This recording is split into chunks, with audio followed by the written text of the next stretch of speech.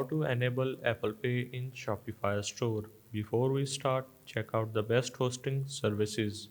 They are recommended by experts with years of experience. To choose your one, click the links in the description below. So let's get started. First of all, you need to head over to the settings on the bottom left corner and then tap on the payments. Tap on this and make sure that your Shopify payments are enabled and completely set up. So once you have set up your payment method, you just need to tap on the manage of Shopify payment section, and this will take you directly to that particular page where you need to look for the option wallet, and there will be two options, Google Pay and Apple Pay. So you just need to enable the Apple Pay option and you're good to go. So that was the process of how you can enable Apple Pay in Shopify payments. So make sure to subscribe the channel and see you in the next video.